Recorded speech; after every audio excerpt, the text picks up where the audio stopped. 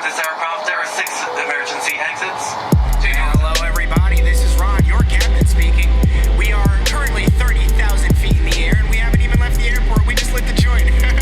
Just kidding, a little pilot humor there. We like to have fun. Our destination today is Casablanca, Morocco. So everyone, sit back, fasten your seatbelts, and prepare for takeoff. We will be arriving in 6 hours. What's going on, 7-Footers crew? It's your girl Jenna here and Jarod over there. What's going on, my friend? What is happening? It is playoff fever are gripping the streets of Gotham, and Jenna, it ain't got nothing to do with the Brooklyn Nets. It is all about the New York Knicks in these Gotham streets. Can you believe it, Jarod? Can you believe it? The pounding that I have taken from the public and yourself and everyone for years because I have been a Knicks fan, and lo and behold, what are we talking about now? What are the streets of New York City rumbling about? It would be the New York Knicks because, as we know, they were on the hottest streak ever since 2012 when Melo was back there in the day.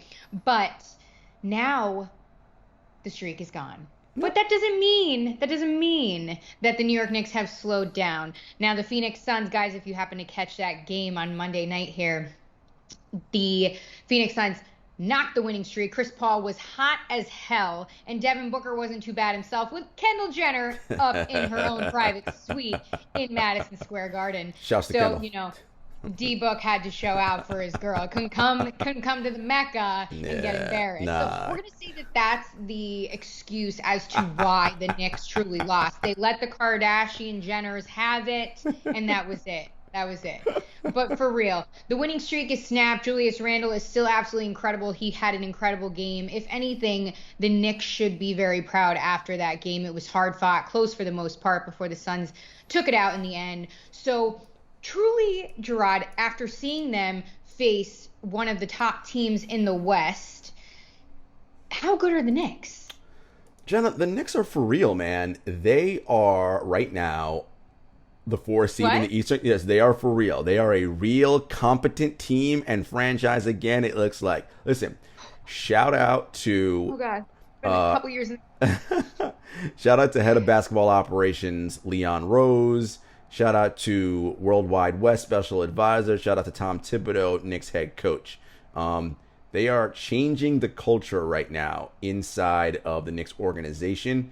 This team, they believe every game, no matter who is lined up opposite them, they believe they have a chance to win. And that's the biggest thing. And they're competing night in and night out. And we knew Tibbs would bring in that culture of accountability, right? He's coaching Randall to, dare I say it, Jenna, Julius Randle was likely going to be an all-NBA player this year. And you know how I feel about all-NBA. Like, all-NBA is it. Like, I mean, yes, all-star, whatever, I get it. Like, casual fans, that's what you guys know about. Like, all-NBA is the thing. And, you know, a little shameless plug for some of my other work I do. This week's True Hoop TV video is all about a big decision the Knicks have to make coming up here very soon. But Randall's playing well. RJ Barrett has made a leap in year 2. Look, man, this team is legit. And, you know, I think Knicks fans should be happy that they have a squad that is competent and they fight and they battle and they've got some talent. Now, in terms of the upper echelon of the league and are they ready to compete for a title? No. There's still a huge talent gap between the top teams and the Knicks, right? The Knicks just don't have that top end talent yet, but they have the culture and the infrastructure in place that perhaps could attract a top tier talent one of these days, or draft someone and raise them homegrown. Hey, I mean, at the half, they were leading by double digits. I mean, if it weren't for CP3 being the point guard, dropping 7 with like 2 minutes left, consecutive threes sinking them in the Garden, the Knicks would have pulled it out, for real. Shouts to the point guard. You know, Booker had 33. So, hey, the point guard reigns supreme again on an important floor. Shouts to the point guard. And, you know, also, think about this for the Suns. That's a hell of a comeback because that was the second night of a back-to-back. They played Brooklyn the afternoon before, right? Lost that game. They had coming off a 2-game losing streak. Lost to Boston before the Brooklyn game. So, you know, Phoenix wanted to not leave the East Coast trip on a sour note, dropping their last 3. So that was a nice pull-out win. And again, what can I say? That's the difference when you have a guy like the point guard and when you have Devin Booker, right? It's, players like that who can elevate and say, okay, no, it's winning time, regardless of it being second night of a back-to-back. And that was well done by Phoenix. But again, Knicks fans, be happy. Be happy for sure. I mean, last note on the Knicks, check out fellow pod, the Woj pod. Julius Randle was on there this week, and he really dove into the culture in New York and basically said that he had a meeting with them in November, December, and said, hey, I'm not happy. We're not winning, and I'm just not happy. So we need to do something. And he calls him Uncle Wesley, and Thibs. They really got behind him and basically, formulated this culture that is inviting, that's supportive, that is just all around different than what we're used to hearing and seeing inside the Knicks locker room. So again, this team's got grit, they got fire. I hope it's just the beginning, and we'll see what they can cook up as we head into the end of the season. But we got to talk about another team that's surprisingly good. Because this is extremely unexpected. I just wasn't ready for this. The Wizards, Bradley Beal and Russell Westbrook leading the Wizards on a streak of their own, which also snapped last night, or on Monday night, when the Knicks streak snapped as well. And I think it was like 20 minutes apart. It was very interesting, very weird inside the sports world. But really, the underlying question here is, are the Knicks good? I mean, we have Russ dropping triple doubles like it's just casual walks in the park, and he just passed was it Wilt for most triple doubles in a calendar month. And I mean, are the Wizards good? Am I asking this? Are you going to trap me? I'm not going to trap you. Look, the Wizards, so we talked about the Knicks just before, right? And I said about the talent gap, right? So they compete, they play hard, but there's still a talent gap. Look, the Wizards have not been a good team all year, right? They are still 7 games under 500 despite being 8-2 in their last 10. However, they have essentially an all-NBA backcourt with Bradley Beal and Russell Westbrook. Like, anytime you have that kind of talent, those guys are good enough to win games on their own, right? On certain nights. And, Russ was dealing with an injury beginning of the year, and Bradley was kind of carrying the team on his own. And the Wizards themselves, losing Thomas Bryant, they've had injuries to battle. Denny Avdia, they've battled some stuff this year. But, again, when you have players of the caliber of Bradley Beal and Russell Westbrook, of course you can go on a streak and win a bunch of games, because those two guys are so electric. They can, again, control a game by themselves. And if you got two of them cooking, forget it. That's a tough matchup, because how many other backcourts in the league can keep up with that, can stop them? Who has the firepower to be like, oh, if those two guys are hot, who can we throw out that they can't stop, right? And that's where you have these sort of situations where it's like, oh, who's better than what? So, are the Wizards good? I'm not going to say they're good. I'm going to say they have two players who, when they are playing well, like they're all NBA selves, they're a very difficult team to beat, and that elevates the quality of the team around them. So, but that hasn't been the case all season, right? Which is why they are where they are, 27-34. Hey, they're playing well, they're doing well, and I have to commend too. Bradley Beal, his attitude's amazing all year. We haven't seen one shred of unhappiness, doubt, anything. That's leadership, and honestly, it speaks volumes about his relationship with Russ too. So, I mean, Beal dropped 45 in that OT loss. Couldn't force a second overtime with a missed 3, but hey, Wizards fought back. They did well. But Russ's comments after the game, talking about his accolade of passing Wilt on the triple-double calendar record, he was interesting. He was classic Russ. I mean, basically says, this shit ain't easy, and it ain't dropping triple doubles like rain. But he said that he believes there's no player like himself. If people want to take it for granted, sorry for them.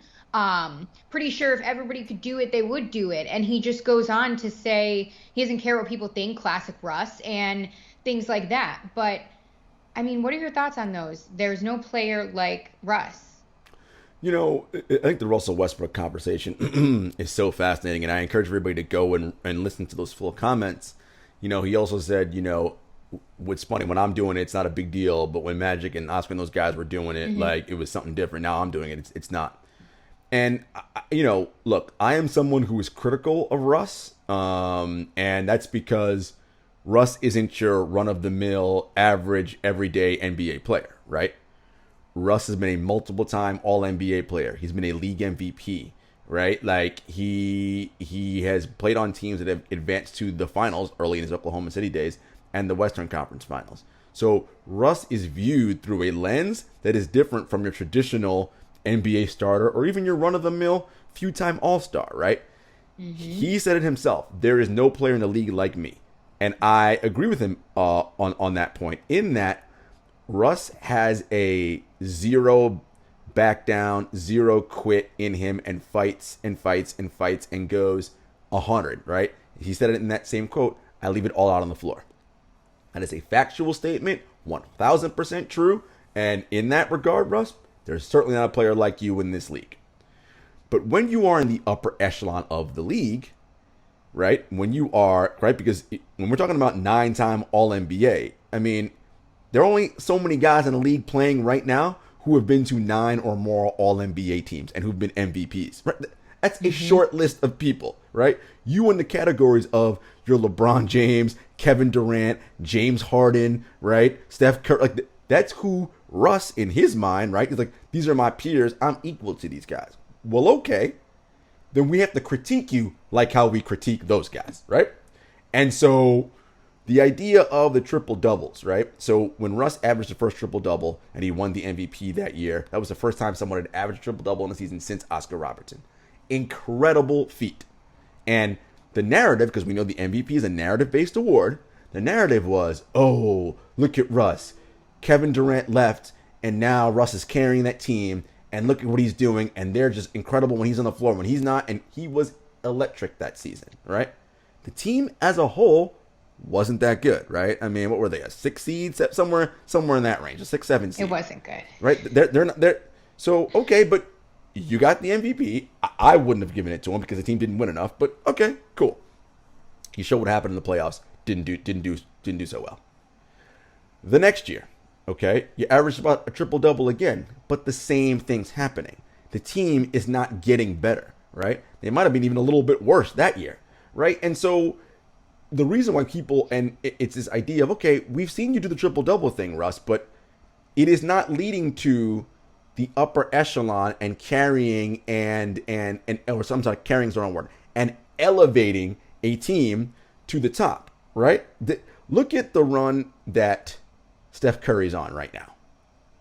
The Warriors, that roster around him, besides Draymond, atrocious. But he is dragging them. They're 2.5 games out of the 6th spot right now, right? Like, and they're climbing, right? And it's so it's that kind of thing. Steph shouldn't win the MVP for that. No way. That team's just, they're not winning enough. But he's trying to elevate and bring that team up, right? I feel like Russ does those triple doubles and has those gaudy stats, but what do they ultimately do, right? The team is no better, right? You're still a middling, low first round and out, not even almost getting swept, getting beat by the Portland Trailblazers, Dame waving goodbye to you like, all right, man, peace. I mean, great. Knock yourself out with your triple doubles, but it's not producing wins. And ultimately, when you are comparing yourself to there's no one like me in the league, and when you are that level of player, that's who we compare you to, right? That's how this game works. And so in that regard, I just think that's where this is coming from. And look, great players like Russ, they need slights, right? Michael Jordan's the king of that, right? I took that personally. Everybody watched the whole Last Dance documentary series. So Russ is the quintessential I play with a chip on my shoulder guy. Cool. Whatever gets you to be playing, you got to play, knock yourself out. But let's not pretend, Russ, that there's all these like doubters everywhere. Because it ain't the media. You won MVP. So clearly the media thinks what you're doing is good, right? You've been an MVP and you finished top 5 a few times. You've made the All-NBA team, an All-NBA team 9 times. Media votes for that. You're top 12, top 15 in jersey sales. That's a fan thing. Oh, you make All-Star games. That's also fans. So your peers universally respect you. So who is this not respecting me thing? I don't know what it is he's talking about or what that is. Again, when you are at that elite level, we're going to nitpick, because that's what you do when you're talking about elite players. You nitpick, right? Okay, so now when you're in the category of these top echelon guys, this is how we're going to come at you now and say, okay, triple doubles are great, but they're not leading to deep playoff runs, etc., etc. I like that argument. I like that breakdown. It also makes me think of, too, why you don't see players like, and I hate to name drop because everybody knows he's my favorite, but like why you don't see players like LeBron coming out with these kind of statements, because he knows since the age of 18 and younger, he's been picked apart. He gets it. Well, Jenna, see, LeBron has a different way that he puts his propaganda out. We'll get to him later. Whatever, Whatever. Per usual, I try, King. I try. Let's go. We got to move on. There's not even a segue for this, because it doesn't even need a segue, because if you caught this, whether it was live, replay, live, on loop, whatever, this is wild to me. I don't even know how to describe it. Uncharacteristic by Kevin Love, to say the least, is a play that went terribly wrong, potentially on purpose due to his actions. Let's chat about it. Let's break it down here. So in the Cavs loss to the Raptors this week, it's the third quarter, I believe. Kevin Love is inbounding a pass. He completely appears to lazily just slap it in, to which it gets stolen. The Raptors knock off a three. It pushes and sets the stage for a 9-point advantage in the Raptors' favor, and then ultimately ends in a loss for the Cavs. So the play was just, again, watch it. It appeared lazy. It appeared weird. It's just uncharacteristic by Kevin. Anyway, he did not play in the fourth quarter. He did not address the media after the game. And then coach came out and said that Kevin had apologized. The team had talked about it. They're going to move on. Okay. So Yahoo Sports comes out with a report that says that the team's going to handle it internally despite his apology. It's unclear if Kevin will be fined. And then they go as far as to say from sources that his actions, which many thought he was fed up with the Cavs, had nothing to do with the Cavs. It had to do with a non-call by an official when Kevin was hit in the back on a play prior to the inbound. So a lot to unpack there, but apparently Kevin was pissed and made a shitty play, and he was pissed because of a non-call. Many thought it had to do with the Cavs, seeing as he is the only veteran left on a completely rebuilding team on a $120 million contract extension that has 2 years left that nobody probably wants to buy. So the floor is yours.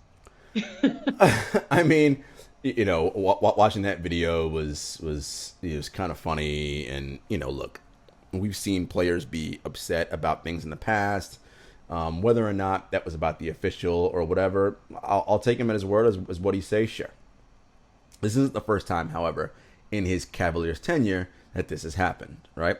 Last season, we had a similar incident. Season before, a similar incident, right? Like, so, and, you know, you mentioned being a veteran on a team that clearly is rebuilding and trying to figure out what they're doing. And clearly he's not happy with that situation. And look, my guy, like, I don't know what to tell you, but that's just the reality of the situation you're in, right? Like, you mentioned that 2 years left on that $120 million deal.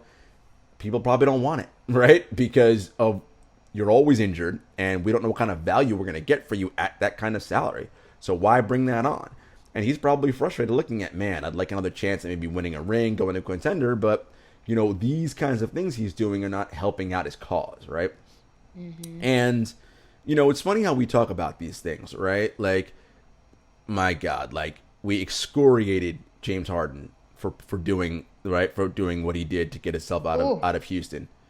I mean, yo, let's keep that same energy for Kevin Love, man. Like, okay, like, call a spade a spade. If someone's dogging it or doing whatever, like, call it out the same, right? Don't just, you know, save it for people who you dislike. And it's, you know, this is who I'm speaking to, our fellow brethren and women in media who, you know, play their favorites and don't, you know, like to call out whomever. And it's like, look, call it out for what it is. That was an unprofessional act by him. It's not the first time that's happened in Cleveland that he's done something like that. And, you know, yeah, he can be frustrated. Anybody gets frustrated. We all know that. But, the same way we kill other players for doing stuff like that when they're frustrated, it's fair to kill him as well. As far as, the future for Kevin Love, like, to your point, I don't know where he goes, right? Because we've got 2 years and probably 80 million plus left on that deal. Like, I just, I don't know. I just don't know where that goes. Or maybe not quite 80, maybe 60 plus. But, it's a lot. And I just don't know that what he's doing right now with his play and with his injury history that anybody is like, clamoring to jump on the phone and be like, yeah, let me get that. Probably not. Yeah, he's got 2 years and about 60 million left. Yeah. Yeah, not sure where that would fit. So, again, I mean, we'll see what happens when the Cavs play next. And see, at this point, they're playing out the string, right? They got like 12, 13 games left to put their miserable season to an end. Oh, that rebuild is something else. It's brutal, man. 21 and 40. Yeah, I mean, it's just, they stink. They stink. Yikes, to think we were once celebrating in the confetti. Yeah, you once had LeBron James and Kyrie Irving. That's it. That is it. That is very true. Speaking of LeBron James, the perfect time to chat about him because I can't get enough. But again, the show run has been botched, and Jarod says that this topic is LeBron James and his Lakers propaganda season. I'm going to refute that. And we're talking about this because there seems to be, of course, obvious mystery around the impending return of LeBron James after that high right ankle sprain he suffered in March against the Hawks when Solomon Hill just bumped into his ankle. Damn it, Solomon Hill. Anyway, but again, there seems to be mystery around it, rightfully so. However, there's mixed signals going on here, Jarod, because on social media, my king is posting beautifully filmed black and white videos on opponents' courts, running very well. The ankle looks great. He looks in tip-top shape and fine. But Woj says he could come back as early as this week or the next, and then Vogel, obviously coach of the Lakers, is maintaining his, it's going to be a few weeks, but, it's looking good. So what is going on with my king? It is not propaganda. He is excited about his return, which is why he had posted that video. And that is it. Ladies and gentlemen, welcome to LeBron James propaganda season. We know it happens every single year. And I want to be clear about something, right? All players do this, and, LeBron is very adept at doing it, that his sycophants like Jenna don't realize when he's actually doing it, right? Like the whole posting the black and white video of him running up on the coming soon to a whatever arena near you, hashtag James gang. Like, oh, come on, man. Like, what are we even talking about here? Like, this is just like, look, I'm not going to say that. So remember right after the Christmas, or no, not Christmas, January, LeBron James said, I don't believe in rest. If I'm going to play all this stuff, right? Because he doesn't believe in rest. Okay, sure. Now, I'm not saying that this was not a legit high ankle sprain. I'm not saying that at all. But what I am saying is this rest, this time off has come at a very opportune time for LeBron James. And with the Lakers being able to sort of maintain and hover around that 500, keep their defense playing well, Anthony Davis is back. It's going to buy him even more time, okay? Look, it's like, don't pay attention to what I say, watch what I do, right? Like, he's saying all the things. Oh, we heard LeBron James. He said rest doesn't matter. Okay, but this is the same LeBron James who, on his first return stint to Cleveland, miraculously took 2 weeks off to go to Miami for what? Hang out with Dwayne Wade? I had to get my body right. Oh, something like rest to me, my guy. That's what that sounded like. And meanwhile, people in the media like to come after your boy, Jenna, Kyrie Irving, for his PTO. He doing the same thing. What's the problem? What is the problem? And again, it's about the messenger, right? LeBron James does it, and it's guised around, well, it's a high ankle sprain, or he had to go to Miami to do whatever. Oh, it's fine. Someone like Kyrie does it. Oh, it's what's that guy doing? Get your ass back on the court. He's going AWOL. He's crazy. Blah, blah, blah, blah. It's just so funny, the propaganda and how it's spoon-fed to the masses and how people eat it and consume it. It's hilarious. And of course, if you are invested in LeBron James and you're a LeBron James stan, which there are a lot of people out there who are like that, anything that paints him in a good light, you're going to believe that. Anything that paints him in a negative light, you're not going to believe it. Same thing if you're a Kyrie Irving fan, right? Anything that paints him positive, you're in. Doesn't, you're out. And it's just so funny to me. Look, again, I'm not saying LeBron didn't actually get hurt. It's not what I'm saying. What I am saying is, been off for quite a while, LeBron, getting yourself a nice long rest here. Okay? Mr. I don't believe in rest. All right. Convenient that the lengthy time away happens to be tied into an injury, which, again, I'm not saying he wasn't injured. Just gonna leave it at that. Folks, propaganda season is upon us, and it happens every year. Just pay attention. See the wool being pulled directly over your eyes. And by the way, you know me, Jenna. I think they play way too many games as it is anyway. So I understand the need for rest. I'm a proponent of rest. My thing is LeBron, just call it what it is. You don't gotta be like, oh, I'm this Iron Man tough guy. One time I sit down, it's because I'm hurt. Otherwise, I'm out there playing. It's all right, dude, cool. All right, if that's the Superman, cult and mythos you want to build around yourself for your sycophants, I get it, cool. But, you ain't fooling me with that shit. Jarod, Space Jam 2 is coming out really soon. This is really good promo. I don't understand why you are ruining it. Anyway, Lakers fan, I'm here for you to dry your tears after that monsoon of insults. No insults, just calling it. Listen, you know me, Jenna. I am pro player resting. They play too many games and need rest. Just say what it is. Be like, nah, bro, I need 2 weeks off. Cool, I get it. There's way too many games to play. You shouldn't be... Especially coming off of what we talked about, right, Jenna? 72 days off season. That's not enough time. You need rest. I would have been all... Remember what I said at the beginning of the season? LeBron, play Christmas Day because you got to show up for that because of the money on TV. Then after that, be like, nah, I'm good. I would have been cool with that. You did say that. And calling it what it is, right? Okay, whatever. You got to rest. But okay. I will just add, this statement has no affiliation to Jeannie Boston Lakers organization. But our Lakers are trying to make sure this injury doesn't happen again. It was the first major one of his career. He's also, 30-some years old. We are just trying to preserve the king blood that we know is just ready to unleash on the court. Man, Lakers what fan, are you LeBron sycophants going to do when he retires? Oh my God. Don't even y'all gonna be crying for days, man.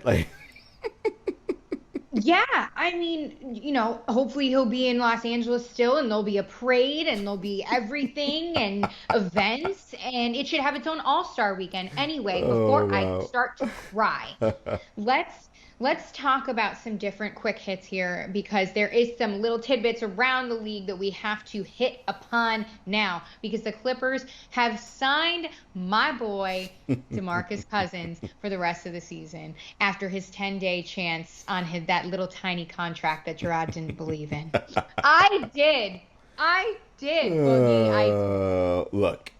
Congrats, Boogie. Happy that you're going to be on this roster for, the extension of a season. Now, again, the question is, how much of a role is Boogie going to play in the Clippers' success this postseason?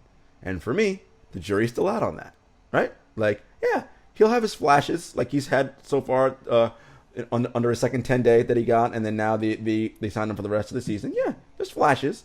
But I think we need to remember he is not the all-NBA big man that he once was. That's not who he is now. But, if he can give them minutes in the playoffs and they're plus minutes, kudos.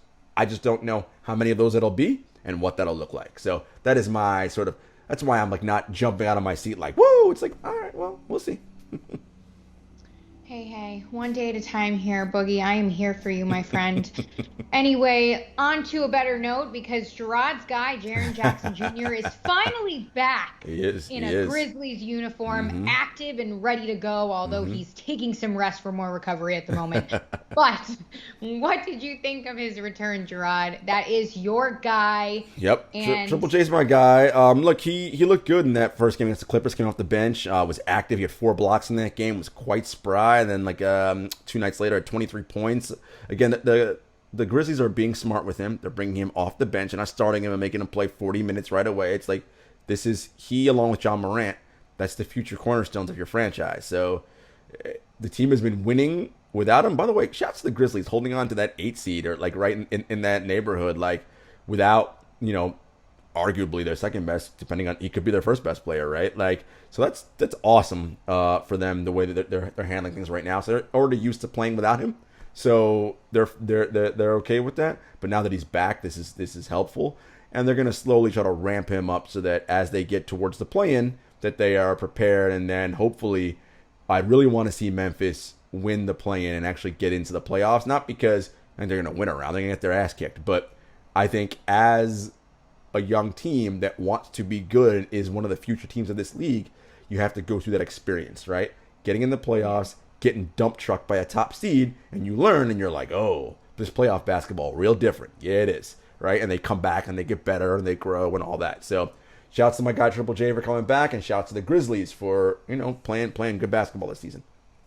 yeah, you gotta love it. Grizzlies stay low key grinding. Yeah, man. Well, it's the grindhouse, right? They are. I mean, look, man, they can catch Portland. I mean, Portland, that's a whole. They're a disaster. I don't know what's happening in Portland right now. But yeah, they're playing well, man. They can sneak themselves up to that. They can even get to the 6th seed. They're two games behind the Mavs for the 6th seed. Mm-hmm. And with Jaren Jackson back, hey, like, you never know. You never know. That's the thing on our last note about playoff seeding. That is the thing, what is so good about the NBA. And I'm not saying this because I'm biased, nothing. The NBA is, in my opinion, the best league just because things can change like that. Literally. The playoffs are literally 2 weeks away, and we're still obviously deciding seeding. The West is so deep, it's out of control. The East, not even that it's so deep, but that it's just contending. Players and teams are just rising out of the ashes. The Knicks, the Wizards, like we talked about.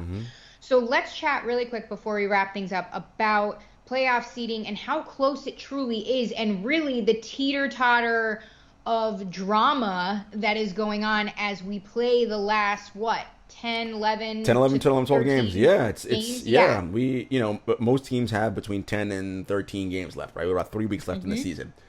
Look, as you said, Jenna, the races are so bunched up. But what it is there's sort of tiers of teams, and they've separated themselves from other tiers, right? But so the competition is within the tiers. So in the West, right, the top 3 teams, Utah, Phoenix, and the Clippers, they've kind of pulled themselves a bit away from that next group of teams. Between Utah, Phoenix, and the Clippers, only 2 games separate them. So Utah, while they've clinched a playoff spot, they haven't locked up the number 1 seed yet.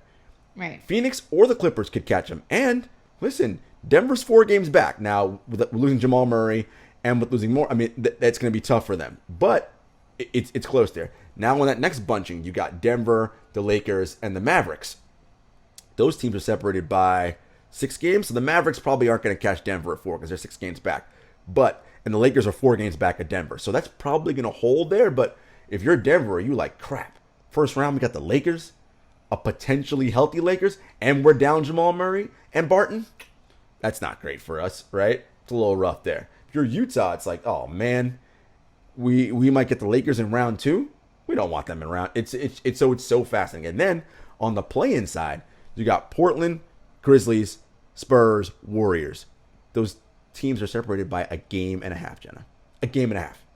Like, so they can jockey there for who plays when, what, and who advances where. It's bananas. Eastern Conference, same thing. Those top 3 teams have pulled themselves away from the middle of the pack, right? Brooklyn, Philly, Milwaukee. Brooklyn's in the first place. Philly's behind by 1 game. Milwaukee's behind by 3.5. Brooklyn and Milwaukee have a 2-game series coming up. That might be important. If Brooklyn beats them twice or once, that may all but effectively bury Milwaukee from catching them for the 1 seed, right? And then it's about, will Milwaukee get the 2 or the 3? Either way, it doesn't matter, because if you're the 2 or the 3 in the East, you're going to have to beat both the 1 seed likely and the other seed to get out, right? So it's going to be a tough road. In the middle, we talked about the Knicks. They're at 4, 7.5. The Hawks are tied with them. They're also 7.5 games back. And you have Boston right there at 9, right? And it's only a game and a half that separates them. That could go anywhere. Boston gets on a run. They get hot with Tatum and Brown. They overtake the Knicks. Who knows, right? It's crazy. And then down at the bottom, Miami, Hornets, Pacers, Wizards. I mean, it's crazy. And again, the Wizards have been crap, whatever. We talked about that. Imagine you're the 1 seed. You're Brooklyn or you're Philly. The Wizards go on a run of that play-in. That's your 8 seed matchup. The Washington Wizards. I mean, you'll probably beat them, but that's still more difficult than you want it to be, because you got that all NBA backcourt of Russ and Bradley Beal coming at you. They're going to give you a problem. Right? And it's like, as a 1 seed, you'd like to have an easier first round matchup, right? Than have to deal with those two. So this whole thing is interesting, and it's coming down to the wire. These last 3 weeks are crucial, and it's about time for players to get healthy, get their bodies right, teams to get themselves, on the right path. Mm-hmm. And we shall see. This is going to be an exciting finish to the regular season. Playoffs should be great, and as it does every year, but this year more particularly, Jenna, because with the COVID health and safety protocols, luck is going to be so critical. Imagine like somebody gets locked up in the health and safety protocols in the playoffs. You're quarantined for 7 to 10 days. Like, that's a series. You're done. Like, right. And if you're a player of consequence, that could be your team losing because you're not there. Like, exactly. And I hope that the NBA is thinking about this as well in this time. And, again, you cannot restrict players against their own freedom, but I hope that they're taking more precaution and things like of that nature, because again, like you just said, could you imagine missing a series completely healthy, but you're just stuck in protocol and you have to sit there? It's so hard to sit on the sideline having injury, let alone sitting out for, I don't want to say nothing, but you're not let's say you're in because of contact tracing, right? Like, right. And again, you have to be quarantined, so you're like away from the team. You're back at home, like in your wherever you are. That's crazy. So that's also incumbent on players. We do remember last year, shout out to Daniel House of the Houston Rockets, who tried to sneak somebody into the bubble. Yo, guys, this is the playoffs, and teams that have the right structure and leadership, they're talking to their guys and they're like, look, man, this ain't the time to be playing around, meeting up with other people. No. Especially if you're a top team and you're trying to contend, this isn't playtime. We're trying to win something here. Everybody got to be on their P's and Q's doing what they got to do. Exactly. You always preach that health and luck are major factors. Huge. But again, this series in particular, it matters the most, if not, up there being the most. But as the playoffs get closer, you guys know we're going to be with you every step of the way. Jarod and I are going to chit chat, see how we're going to cover everything, break it down, get you guys set up, and stick with us, guys, because it is getting down to the wire and it is getting good. It certainly is. Tell them where they can find us, Jarod. Folks, you know where to find us. Apple Podcasts, Spotify, YouTube. We are on social media at 7footerspod on Twitter, at 7footerspodcast on Instagram, at JS Hector, at Gentleman Selly. 3.5 weeks before the playoffs start, people. Hey, which means, we got to get our rest too and get ourselves ready for the onslaught and the gauntlet that is the NBA playoffs. Well, we'll see you guys next week. Peace. Peace.